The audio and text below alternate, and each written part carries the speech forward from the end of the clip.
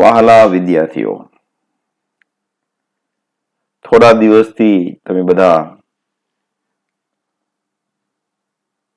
Video lecture દ્વારા study કરો છો, બહુ સારી બાબત છે. કારણ કે જે પરિસ્થિતિ એવી થાય એ મુજબ વર્તન કરવું જોઈએ, અને જો એ મુજબ આપણે ન કરીએ તો જે ઉત્ક્રાંતિવાદ છે એ ખોટો પડે. એક્ઝિસ્ટન્સ માટે આપણામાં ફેરફારો કરવા જોઈએ, અને તમે બધા કરતા છો અને કરો છો જ.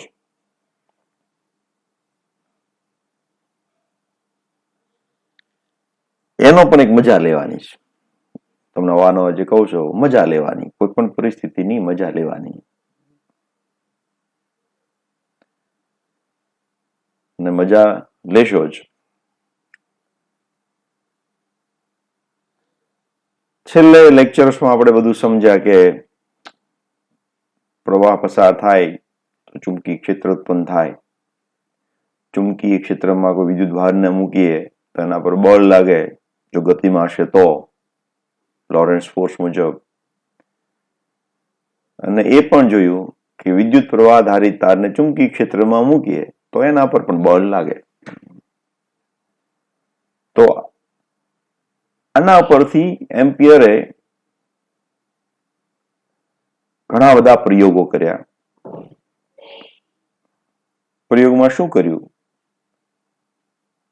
કે બે વિદ્યુત ભારિત તાર લીધા, જુદા જુદા અંતરે ગોઠવ્યા, જુદી જુદી ઓરિએન્ટેશને ગોઠવ્યા, અલગ અલગ પ્રવાહની દિશા રાખી, અને એકબીજા પર કેટલું બળ લગાડે છે તે મેજર કર્યું. કઈ દિશામાં બળ લાગે છે તે જોયું, અને તેના પરથી એક તારણ ઉપર આવ્યા કે જ્યારે વિદ્યુત પ્રવાહ ભારિત બે તાર સમાંતર રાખ્યા છે, અહીંયા જેમ ગોઠવ્યા છે તેમ, અને બેમાં પ્રવાહ વહે છે એક જ દિશામાં, તો તેની વચ્ચે આકર્ષણ થાય છે, અને જ્યારે વિરુદ્ધ દિશામાં વહેતા હોય ત્યારે અપાકર્ષણ થાય છે. કેટલું આકર્ષણ થાય અને કેટલું અપાકર્ષણ થાય તેની ફોર્મ્યુલા આપણે અહીં મેળવવાની છે. તો એમ કે નવો વિચાર કેમ આવ્યો કે બળ લાગે એમ? તો કે આપણે એવું જોયું કે વિદ્યુત પ્રવાહ ધારિત તારને ચુંબકીય ક્ષેત્રમાં મૂકીએ તો બળ લાગે. તો આ એક આપણે માનો વિદ્યુત પ્રવાહ ધારિત તાર છે બી, એને ચુંબકીય ક્ષેત્રમાં મૂકવાનો છે. તો એવું તો ક્યાંય નથી કે ચુંબકીય ક્ષેત્ર પરમેનન્ટ મેગ્નેટ દ્વારા ઉત્પન્ન થયેલું હોવું જોઈએ. ચુંબકીય ક્ષેત્ર એટલે ચુંબકીય ક્ષેત્ર, પછી કોઈ પણ રીતે તે ઉત્પન્ન થયેલું હોય. અહીં એમણે ચુંબકીય ક્ષેત્ર અહીંયા બી પાસે ઉત્પન્ન કરવા માટે એનો સહારો લીધો. એમાંથી પ્રવાહ પસાર કરીએ તો આપણે જાણીએ છીએ એની આજુબાજુ ચુંબકીય ક્ષેત્ર ઉત્પન્ન થાય. તો અહીંયા પણ ચુંબકીય ક્ષેત્ર ઉત્પન્ન થવાનું છે બી પાસે પણ, અને ત્યાં આગળ પાછો એક તાર મૂક્યો, એમાંથી પાછો પ્રવાહ પસાર કર્યો, તો એના પર બળ લાગવું જોઈએ. આ તર્કના આધારે એમ્પિયરે પ્રયોગો કરેલા, અને એના માટેનું એની એક સૂત્ર પણ મેળવ્યું, જે આપણે અત્યારે મેળવવાના છીએ. તો સૌ પ્રથમ આપણે એ તારને ધ્યાનમાં લઈએ તો કે વિદ્યુત પ્રવાહ ધારિત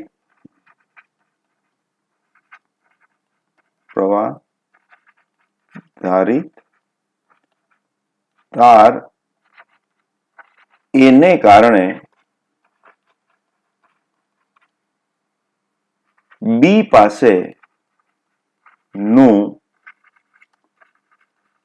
ચુંબકીય ક્ષેત્ર, અને હું વચ્ચેનો ભાગ પસંદ કરું છું, અહીંયાથી અહીંયા સુધીનો, જેની લંબાઈ ધારો કે L છે.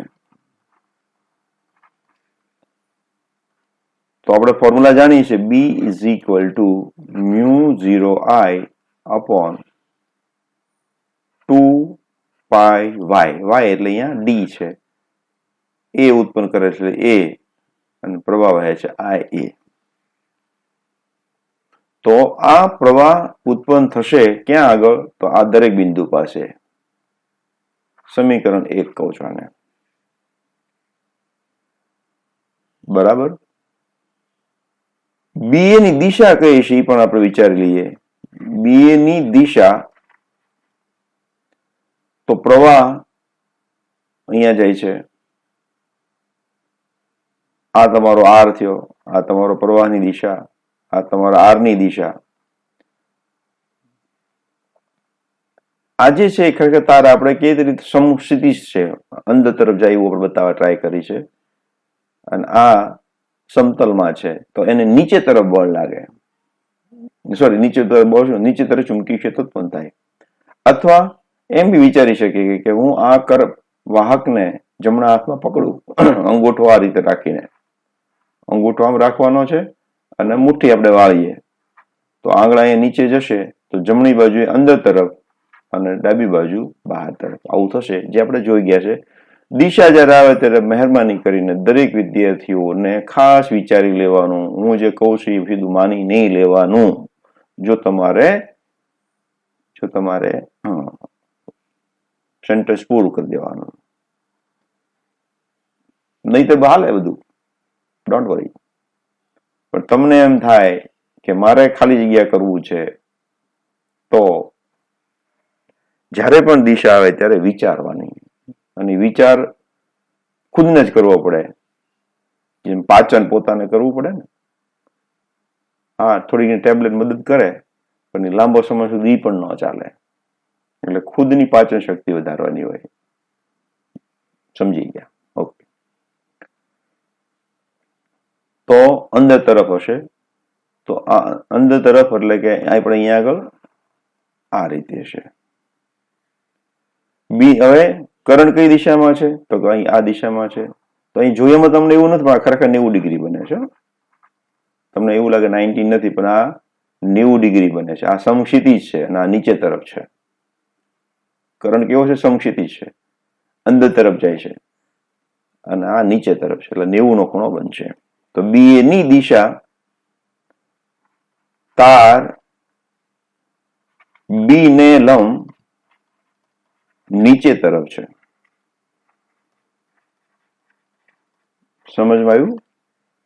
BA ની દિશા તારને લંબ નીચે તરફ છે. હવે BA ને કારણે તાર B ના L જેટલા લંબાઈ, L જેટલી લંબાઈ પર લાગતું બળ, ચુંબકીય બળ, એને હું F on B because of A કહું છું, is equal to આપણી ફોર્મ્યુલા શું છે? I L cross B. તો I L cross B. B કોણ છે? A. અને પ્રવાહ કયો છે? B નો. આ એનું મૂલ્ય થશે. બરાબર છે? હવે L અને B વચ્ચેનો ખૂણો તો કેવો છે? 90 નો છે. તો આને આપણે IB L BA લખી શકીએ. Force on B because of A. બરાબર સમજાય છો? સમીકરણ 1 પરથી BA ની કિંમત મૂકતા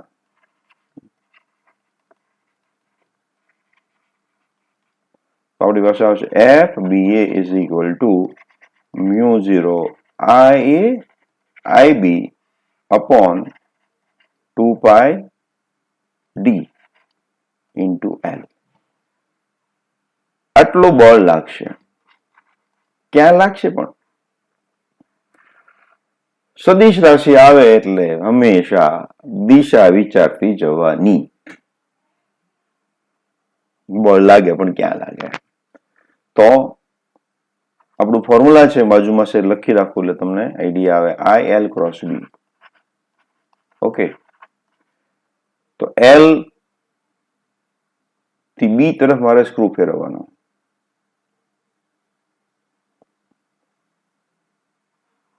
L થી B તરફ સ્ક્રૂ ફેરવવું એટલે આવી રીતે ફેરવવાનો છે. તો સ્ક્રૂ આમ જશે, વિચારો બધા, L થી B, એટલે કે આને બળ આમ લાગશે FBA, એટલે કે આકર્ષણ થયું. તો આકર્ષણ શા માટે થયું? બંનેના કરંટ સેમ ડિરેક્શનમાં છે, એટલે બંનેની દિશા સેમ છે એટલે આકર્ષણ આવ્યું. જો અહીંયા ઉલટી ડાયરેક્શન હોત તો બળની દિશા આ બાજુ આવત, એટલે અપાકર્ષણ થાત. પણ આપણે આ કરંટની ડાયરેક્શન લીધી ધ્યાનમાં, એટલે બળ આ બાજુ આવ્યું. જો કરંટ આ બાજુ હોત તો એનાથી ઉલટાઈ જાય, આ બાજુ બળ આવે, એટલે કે અપાકર્ષણ થાય, જે આપણે આગળ ચર્ચા કરીએ મુજબ. હવે જો હું force on A due to B કહેત તો બીજો કોઈ ફેર પડવાનો નથી, મૂલ્ય એનું એ રહેશે. બે રીતે કહી શકાય, એક તો હું ફોર્મ્યુલાની મદદથી પણ ડિરાઈવ કરી શકું, અને સીધો ન્યૂટનનો નિયમ. કયો નિયમ? બરાબર સમજાય છે, થર્ડ લો. તો બી એ બંનેના બળ વિરુદ્ધ દિશામાં હશે, એટલે કે ઉપલો તાર જે છે, ઉપરનો તો નહીં, બાજુનો તાર જે છે લેફ્ટ સાઈડનો, એ આ બાજુ ખેંચાય, આ તાર આ બાજુ ખેંચાય. સમાન પ્રવાહની દિશા છે તે માટે. પણ જો વિરુદ્ધ દિશા હોત તો આ બાજુ જાત એટલે અપાકર્ષણ થાત, આ બાજુ જાત એટલે કે અપાકર્ષણ થાય.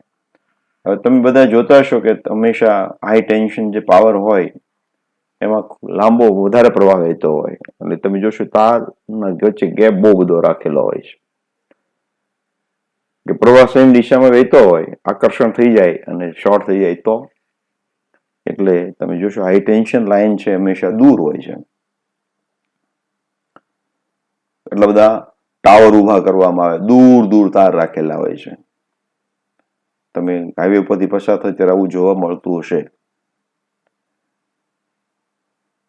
તો આ થયું બળ બે તાર વચ્ચે.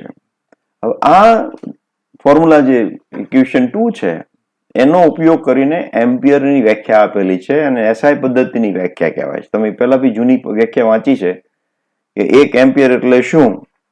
તો 1 કુલમ વિદ્યુત ભાર 1 સેકન્ડમાં પસાર થાય તો એને 1 કુલમ કહેવાય. આ તમારી ડેફિનેશન છે જ, પણ એસઆઈ પદ્ધતિની ડેફિનેશન ન કહેવાય. તો એસઆઈ પદ્ધતિની ડેફિનેશન આના પરથી આપવાની છે. તો આ ફોર્મ્યુલાનું હું થોડું રીઅરેન્જ કરું છું. તો કે F upon L, હવે જરૂર નથી કોઈ પણ કોઈની પર બળ લાગે, is equal two mu 0 IA IB upon 2πt. Just L ને આ બાજુ લ્યો. તો આ કે બળ પર યુનિટ લેન્થ કહેવાય, ફોર્સ પર યુનિટ લેન્થ. શું કહેવાય? ફોર્સ પર યુનિટ લેન્થ. બરાબર. હવે હું 1 એમ્પિયર અહીંયા લઈ લઉં છું કરંટ બંનેમાં, તો બળ કેટલું આવે એ આપણે ગણતરી કરીએ. તો કે 4π into 10⁻⁻7 into 1 ampere into 1 ampere divide by 2π અને 1 મીટરનું અંતર. સમજો તો આ બળ આવશે 2 into 10⁻⁻7 ન્યૂટન પર મીટર. ક્યારે આટલો જ આન્સર આવ્યો? તો 1 મીટરના અંતરે રાખ્યા. કોને? બે સમાંતર તારને. કેમાં રાખ્યા? તો આ બતાવે છે વેક્યુમમાં રાખ્યા છે. મ્યુ 0 નો શું થાય? વેક્યુમમાં રાખેલા છે. ક્યારે? કે બેમાં સમાન પ્રવાહ પસાર થાય ત્યારે. કેટલું બળ લાગ્યું? એટલું. તો સમાન પ્રવાહ બંનેમાં કેટલો વહેતો હશે? 1 એમ્પિયર. વ્યાખ્યા થઈ ગઈ. તો થોડું વ્યવસ્થિત લખવું તો આમ લખાય 2 સમાન વિદ્યુત પ્રવાહ ધારી તાર થઈ ગયા, શૂન્યાવકાશમાં રાખતા. પણ ક્યાં આગળ? 1 મીટરના અંતરે. શૂન્યાવકાશમાં 1 મીટરના અંતરે રાખતા જો તેના પર બળ લાગતું બળ એકમ લંબાઈ દીઠ આટલું હોય તો બંને તારમાં વહેતો પ્રવાહ 1 એમ્પિયર કહેવાય. વ્યાખ્યા સૂત્ર પરથી વ્યાખ્યા યાદ રાખવી બહુ ઈઝી પડે. સમાન વિદ્યુત પ્રવાહ ધારી તાર ને શૂન્યાવકાશમાં 1 મીટર અંતરે રાખતા હજી એક સમાંતર શબ્દ રહી ગયો છે. જો સમાંતર શબ્દ કેવો જરૂરી છે. બે સમાંતર વિદ્યુત પ્રવાહધારી તાર ને શૂન્યાવકાશમાં રાખતા 1 મીટર અંતરે રાખતા. શબ્દ બધા વિચારવાના છે. બે સમાંતર વિદ્યુત પ્રવાહધારી તારને શૂન્યાવકાશમાં 1 મીટર અંતરે રાખતા તેના પર લાગતું બળ એકમ લંબાઈ દીઠ 2 × 10⁻⁷ ન્યૂટન હોય તો તેમાં બંનેમાં વહેતો પ્રવાહ 1 એમ્પિયર કહેવાય. આને કહેવાય એસઆઈ પદ્ધતિની વ્યાખ્યા. બોલો તો. બે બરાબર. સમાંતર વિદ્યુત પ્રવાહધારી તાર ને શૂન્યાવકાશમાં 1 મીટર અંતરે રાખતા એકમ લંબાઈ દીઠ લાગતું બળ 2 × 10⁻⁷ ન્યૂટન હોય તો બંને તારમાં વહેતો પ્રવાહ 1 એમ્પિયર કહેવાય. લખ્યું? ડિપેન્ડ ઓન ગ્રાસ્પિંગ, કોન્સન્ટ્રેશન ઓછું એટલે ગ્રાસ્પિંગ ઓછું હોય છે. ગ્રાસ્પિંગ કોઈને ઓછું હોતું જ નથી. આપણે કોઈને રસ્તો પૂછીએ તો આપણે રસ્તો સાંભળવા માટે ધ્યાન આપીએ છીએ એટલે આપણે રસ્તો સમજાઈ જાય. અને આપણે તેમ થાય જો ધ્યાન નહીં આપવું તો કે ભૂલા પડી જશું. એવું જ આમાં છે. કોન્સન્ટ્રેશન થી સાંભળો એટલે ગ્રાસ્પિંગ વધે. એવું ક્યારેય નહીં કહેવાનું કે મારું ગ્રાસ્પિંગ ઓછું છે. તમારું કોન્સન્ટ્રેશન ઓછું હોય, ધ્યાન કેન્દ્રિત ન થતું હોય. લખાઈ ગયું? ગુડ. તો આને કહેવાય એસઆઈ પદ્ધતિની કરંટની ડેફિનેશન, વિદ્યુત પ્રવાહની વ્યાખ્યા. હવે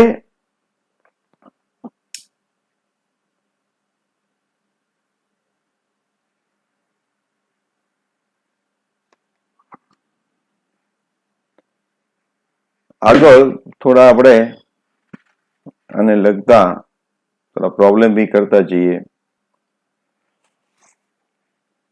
તો આપણે સ્ટાર્ટ કરીએ. ઉદાહરણ પહેલું, 200 ગ્રામ દળનો અને 1.5 મીટર લંબાઈનો સીધો તાર, એટલે આ એક તાર છે. 2 એમ્પિયર પ્રવાહ વહે છે. તેને સમક્ષિતિજ અને સમાન ચુંબકીય ક્ષેત્ર બી માં હવામાં લટકતો રાખેલ છે. ચુંબકીય ક્ષેત્રનું મૂલ્ય કેટલું? હવે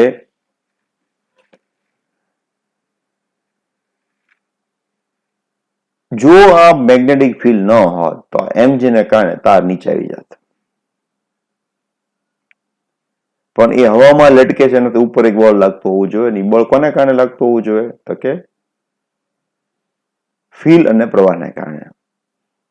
મેગ્નેટિક ફોર્સ, ચુંબકીય બળ. બરાબર. તો અહીંયા પ્રવાહ જમણી બાજુ જઈશ. બી અંદર તરફ છે, પેજની અંદર તરફ. તો જમણી બાજુ અંગૂઠો રાખો, ફિંગરને તમારા પેજ સાથે ટચ કરો તો આ જે બળની દિશા ઉપર તરફ આવે છે. આ શું છે? Magnetic force. આ શું છે? ગુરુત્વ બળ. આ બંને જો સરખા હશે તો એ હવામાં તરતો રહેશે. બરાબર છે. તો કે બી અને પ્રવાહ ની દિશા પરથી કહી શકાય કે તાર પર લાગતું ચુંબકીય બળ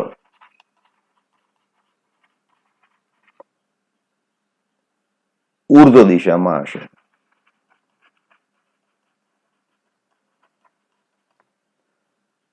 બરાબર છે. બળ F.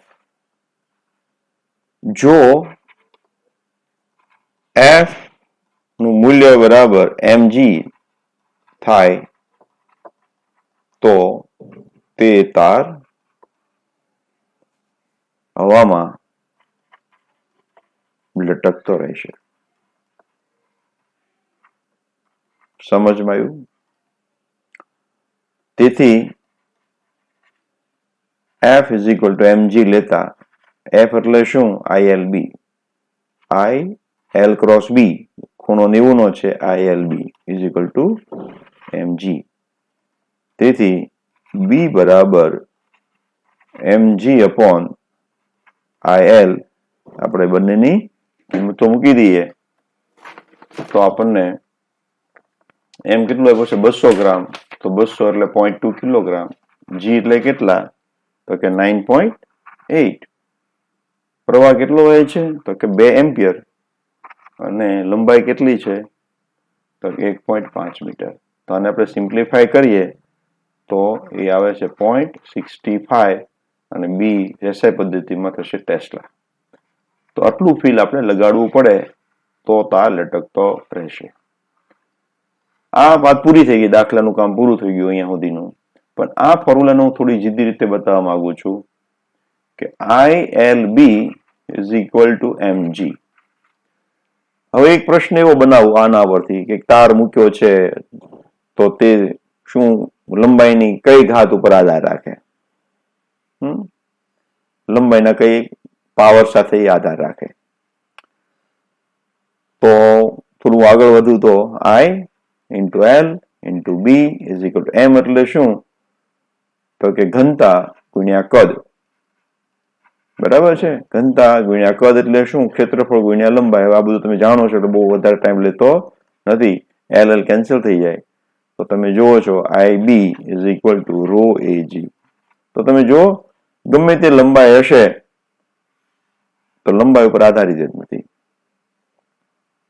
એટલે જો તમને એકમ લંબાઈ દીઠ દળ આપેલું હોય એટલે રો આપેલું હોય તો પણ તમે ગણતરી કરી શકો. એટલે એકમ લંબાઈ દીઠ દળનું મહત્વ છે, લંબાઈનું મહત્વ નથી. લંબાઈ ગમે તેટલી હોય, લંબાઈ ગમે તેટલી, પણ એકમ લંબાઈ દીઠ દળ કેટલું છે એના ઉપર ચોક્કસ આધાર રાખે, અથવા તો ઘનતા એની કેટલી છે એના પર આધાર રાખે. તો IB is equal to rho AG. આ ફોર્મ્યુલા બની જશે. તો એક થોડુંક એક્સ્ટ્રા તરીકે તમે આમાં નોંધ કરજો. બીજો ક્વેશ્ચન છે, સોરી,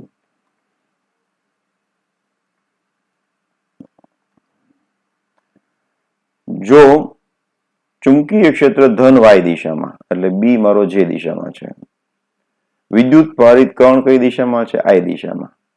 ગતિ કરતો ઇલેક્ટ્રોન ઉપર અને પ્રોટોન ઉપર કઈ દિશામાં લોરેન્સ ફોર્સ લાગે? તો આપણે જાણીએ છીએ લોરેન્સ ફોર્સની ફોર્મ્યુલામાં કોણ આવવાનું છે? V cross B. યાદ કરી લો. F is equal to Q V cross B. આ આપણી ફોર્મ્યુલા છે. હવે દિશા Q ને કારણે, મૂલ્યને કારણે કઈ બદલાવાની નથી. બરાબર છે? આ પ્લસ માઇનસ ઉપર આધાર રાખશે. તો હું જો V ક્રોસ B જોઉં તો V ની દિશા કઈ છે? I. J ની દિશા કઈ છે? K. સોરી, V ની દિશા કઈ છે? I. B ની દિશા છે J. તો અહીંયા હું લખું I ક્રોસ J એટલે K આવશે. તો જો Q ધન હશે તો K અને Q માઇનસ હશે તો માઇનસ K. તો પ્રોટોન ધન છે એટલે પ્રોટોન માટે કઈ દિશા આવશે? K. અને ઇલેક્ટ્રોન માટે કઈ આવશે? માઇનસ K, એટલે કે માઇનસ Z. સમજવાયું? સમજવાયું? પ્રોટોન માટે કઈ આવશે? J દિશામાં, અને ઇલેક્ટ્રોન માટે શું આવશે? માઇનસ Z દિશામાં. V ક્રોસ B પર આધાર રાખે. V ની દિશા કઈ છે? I. B ની દિશા કઈ છે? J. I ક્રોસ J કરું એટલે શું થાય? K. તો જો આ પ્લસ Q છે તો પ્લસ K, અને માઇનસ Q છે તો માઇનસ K. પ્લસ K એટલે પ્લસ Z, માઇનસ K એટલે માઇનસ Z. સારું સમજ્યા? થોડું વધારે ડિસ્કશન આમાં કરીએ તો ધારો કે ઇલેક્ટ્રિક ફિલ્ડ પણ હાજર છે. કઈ દિશામાં છે? તો કે માઇનસ Z દિશામાં હાજર છે. માઇનસ Z દિશામાં ઇલેક્ટ્રિક ફિલ્ડ આપેલું હશે. થોડું એડિશનલ કહું છું. તો પરિણામી બળ પ્રોટોન ઉપર કયું લાગે અને પરિણામી બળ ઇલેક્ટ્રોન ઉપર કયું લાગે? તો પ્રોટોનની જો વાત કરું તો QVB જે આપણે જોયું મુજબ K ડાયરેક્શનમાં, અને F કઈ બાજુ લાગશે?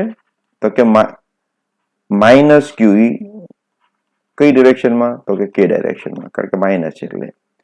તો મારે શું કરવું પડશે? રિઝલ્ટ મારું કેવું આવશે? તો કે આ મારું મેગ્નેટિક ફોર્સ છે અને આ મારું ઇલેક્ટ્રિક ફોર્સ છે. તો મારે નેગેટિવ સાઇન આવશે, એ નેગેટિવ આવશે.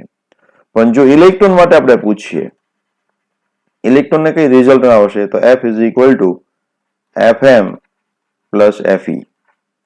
બરાબર છે? તો Fm ની દિશા કઈ આવી તો કે માઇનસ QVB કે અને Fe ની ડાયરેક્શન કઈ આવશે તો કે પ્લસ થઈ જશે. અહીંયા ઇલેક્ટ્રોન છે તો આ શું આવશે Q. I write E otherwise E. Q is nothing but E. Okay, in the direction of K. તો બે ઉલટાઈ ગયા. અહીંયા આગળ આ માઇનસ છે, આ પ્લસ છે. જ્યારે ઇલેક્ટ્રોન હશે તો આ માઇનસ છે અને આ પ્લસ છે. તો તમે લખી શકો E. હવે અહીંયા આગળ એરો કરવાની જરૂર રહેતી નથી. તો E બ્રેકેટમાં શું આવશે E minus VB. This is also electron. Make the correction in the direction of K. તો આવી રીતે થોડુંક એડિશનલ કંઈક આપ્યું હોય તો તમે કરી શકો.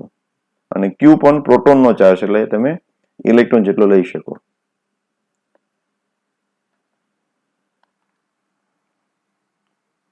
-4 ટેસ્લા જેટલા ચુંબકીય ક્ષેત્ર એટલે B આપણને આપેલું છે 6 × 10⁻⁴ ટેસ્લા. લંબ રૂપે એટલે θ = 90 ડિગ્રી. આટલી ઝડપથી એટલે velocity is equal to 3 × 10⁷ meter પર સેકન્ડ. ઇલેક્ટ્રોન નું દ્રવ્યમાન આપેલું છે, ઇલેક્ટ્રોનનું દ્રવ્યમાન 9 × 10⁻31 કિલોગ્રામ. વિદ્યુત ભાર એ છે 1.6 × 10⁻19 coulomb. Actually it is negative. ના માર્ગની ત્રિજ્યામાં કેટલી હશે? આની ત્રિજ્યા મારે શોધવાની છે. R મારી કેટલી હશે, આવૃત્તિ કેટલી હશે અને એની ગતિ ઉર્જા અથવા ઉર્જા કેટલી હશે. સોરી, 3 ક્વેશ્ચન ના આન્સર આપવાના છે. તો આપણે બધા જાણીએ છીએ કે જ્યારે વિદ્યુત ભારને લંબ રૂપે મૂકી મેગ્નેટિક ફિલ્ડમાં તો એ વર્તુળ પથ ઉપર ગતિ કરે અને એની ત્રિજ્યા હોય છે R = mv/qb. તો કે વિદ્યુત ભાર ના ગતિપથની ત્રિજ્યા R બરાબર આ. તો હું કિંમત મૂકી દઉં એની. m કેટલું છે તો કે 9 આપેલું છે એટલે 10⁻31.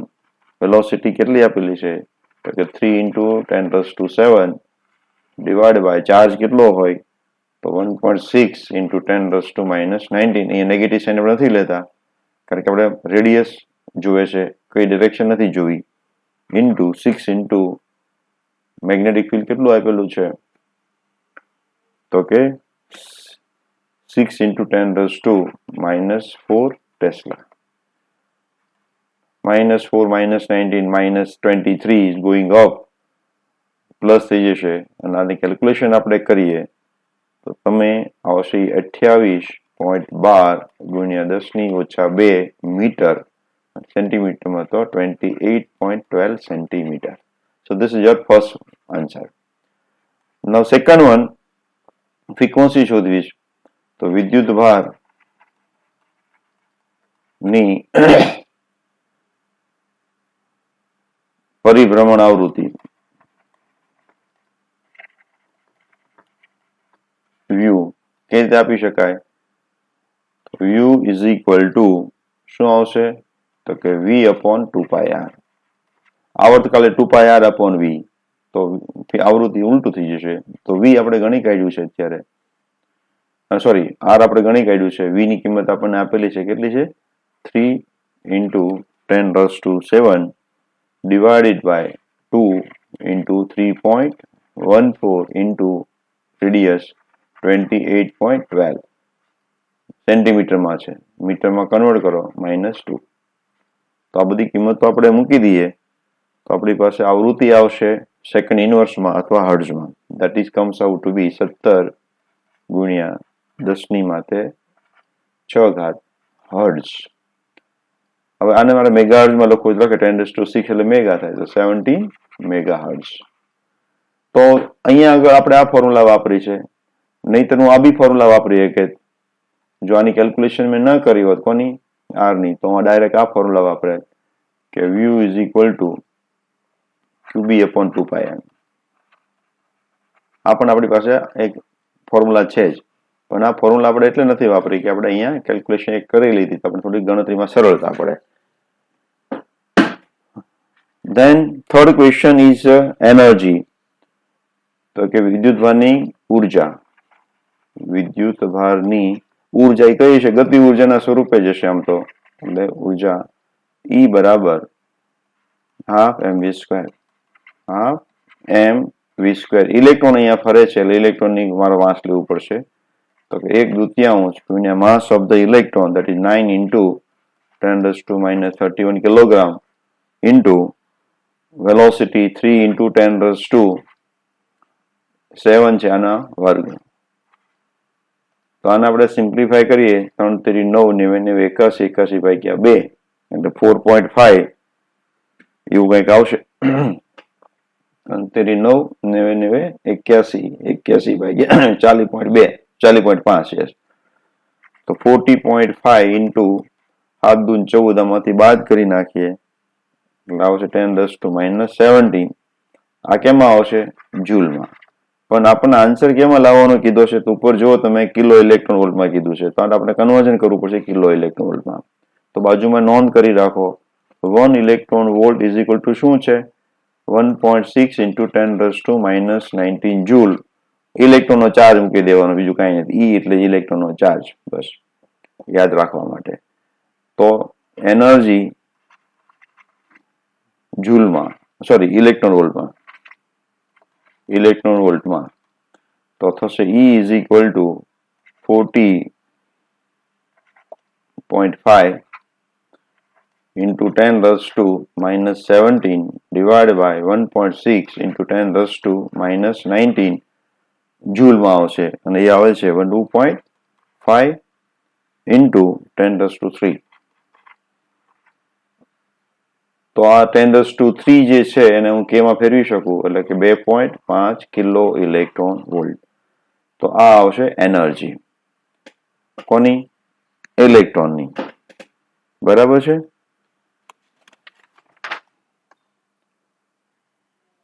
એક સાયક્લોટ્રોન. ઓકે, સાયક્લોટ્રોન હજી આપણે ચલાવ્યું નથી એટલે અત્યારે આપણે સ્કીપ કરી દઈએ છીએ. નેક્સ્ટ, સૂક્ષ્મ ખંડ આપણને આપેલો છે ΔXi, એટલે કે એક્સ ડાયરેક્શનમાં છે. આ ઉગમ બિંદુ પર મૂકેલો છે, તેમાંથી મોટો પ્રવાહ વહે છે 10 એમ્પિયર જેટલો. તો y અક્ષ પર 0.5 મીટર અંતરે ચુંબકીય ક્ષેત્ર કેટલું, એટલે y અક્ષ ઉપરની દિશામાં આપણે P પાસે ચુંબકીય ક્ષેત્ર શોધવાનું છે. તો આપણે ફોર્મ્યુલા તરત વિચાર આવે કે આ એક કંડક્ટર છે, નાનો કહેવાય, તો મારું મેગ્નેટિક ફિલ્ડની ફોર્મ્યુલા છે B is equal to μ0 I upon 4πy sin θ1 plus sin θ2. આ એક આપણી પાસે ફોર્મ્યુલા છે. પણ આ અતિ સૂક્ષ્મ છે, તો હું બીજી રીતે પણ વિચારી શકું કે B ઇઝ ઇક્વલ ટુ આપણી પાસે ફોર્મ્યુલા છે μ0 upon 4π I dl upon r². dl ખુદ જ નાનું છે, કારણ કે બહુ સ્મોલ કહેવાય, 1 સેન્ટીમીટર છે એટલે. તો dl ખુદ જ નાનું છે, તો મારે આ સીધી ડાયરેક્ટ ફોર્મ્યુલા વાપરીએ તો બી આન્સર આવી જશે. r એટલે શું? તો અહીંયાથી અહીંયા સુધીનું અંતર. તો અહીં dl is equal to Δx is equal to 0.01 centimeter. બરાબર છે. અને r is equal to 0.5 meter. અને I ઇઝ ઇક્વલ ટુ શું છે? તો કે 10 એમ્પિયર. તો આની કિંમત આપણે સીધી મૂકી દઈએ તો આપણી પાસે મેગ્નેટિક ફિલ્ડ આવી જશે B is equal to 4π into 10⁻⁻7 upon 4π into 10 into 0.01 upon 0.5². તો આને આપણે સિમ્પ્લિફાય કરીએ તો આપણી પાસે આવશે B ઇઝ ઇક્વલ ટુ, કેટલું આવે છે? કરો, ચાલો ગણતરી કરો, પછી બધું રેડીમેડ નથી લેવાનું.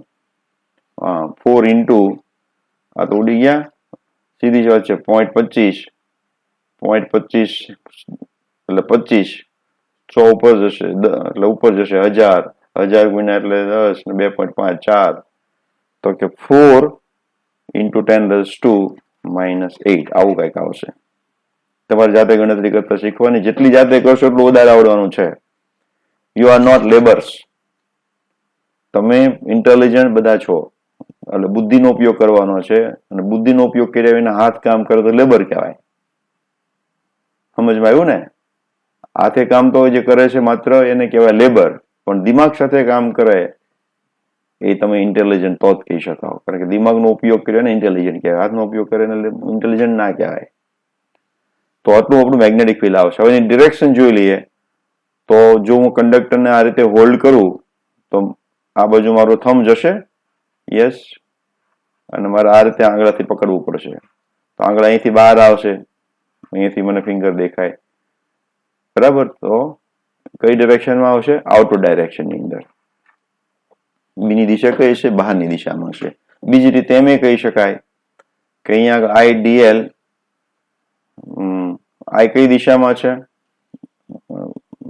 બીજી રીતે આમ વિચારવું તો ડીએલ ક્રોસ આર. આની દિશા કઈ છે? તો આઈ દિશા છે. આર ની દિશા કઈ છે? જે. તો આઈ ક્રોસ જે કરું શું આવે? કે. કે એટલે શું? બહારની દિશામાં. સમજમાં આવ્યું?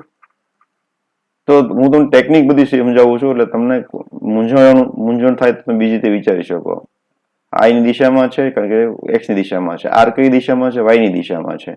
તો આઈ ક્રોસ કે કરું તો શું આવે? આઈ ક્રોસ જે કરું તો શું આવે? કે એટલે બહારની દિશામાં. આપણે બહારની દિશા બતાવીએ છીએ.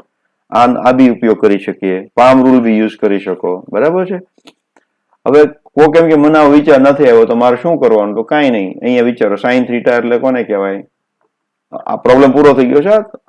એક્સ્ટ્રા મેથડ આપું છું તમને, ઓલ્ટરનેટ મેથડ. તો આ θ1 મારું થયું, આ θ2 થયું, અને બંનેની કિંમત કેવી હશે? સરખી હશે. આ θ1, આ θ2. તો θ1 બરાબર θ2, તો 2 sin θ થઈ જશે. sin θ એટલે શું થાય? સામેની બાજુ. સામેની બાજુ એટલે હું? ડેલ્ટા x/2, અને ડિવાઈડ બાય આ એનો કર્ણ, એ કેટલો છે? 0.5 જેટલો જ હશે, એટલે કે r જેટલો. તો આ ડેલ્ટા x/2 અને r અહીં બે વખત છે, એટલે 2 કેન્સલ થઈ જશે. છેલ્લે તમારી પાસે આવીને પૂરી જવાનું છે. સમજમાં આવ્યું? આની કિંમત આ બે સરખા છે. θ1 બરાબર θ2 છે, આ છે. તો 2 sin θ થાય તો થાય. sin θ એટલે શું? Delta x/2. sin θ એટલે શું? Delta x/2. અને અહીંયાથી અહીંયા સુધીનું અંતર લગભગ કેટલું કહેવાય? y જેટલું જ કહેવાય, અથવા r જેટલું કહેવાય. અને આ કેટલા છે? 2 ટાઈમ્સ છે, તો આપણે 2 વડે મલ્ટીપલ કરવું. 2 કેન્સલ થઈ ગયું, તો ડેલ્ટા x અપોન r આવી ગયું. તો ડેલ્ટા x અપોન r હું કરી નાખીશ. r એટલે કોણ? y. તો આ ફોર્મ્યુલા બની છે μ0/4π i અને ડેલ્ટા x બાય r². તો આ રીતે પણ આપણે કરી શકીએ. તો અહીંયા સુધી આપણે રાખીએ છીએ. થેન્ક્સ અ લોટ. બરાબર તમારે નોટ બનાવવાની છે, સમજવાનું છે, અવારનવાર રિવાઇઝ કરો. ડેટા પૂરા થઈ જાય તેવી ચિંતા ન કરો, કારણ કે ઘણું મહત્વનું છે. ડેટાની કિંમત કાંઈ નથી. એટલે કે ભાઈ મારા ડેટા પૂરો થઈ જશે તો મારે કેમ કરીને ફરીવાર જોવું? ડાઉનલોડ કરી નાખો, જે કાંઈ કરો હોય એ બાની કે બહુ મોટી કિંમત નથી, બરાબર. તો તમે ફરીવાર બરાબર નોટ તૈયાર કરજો. સારો આવજો.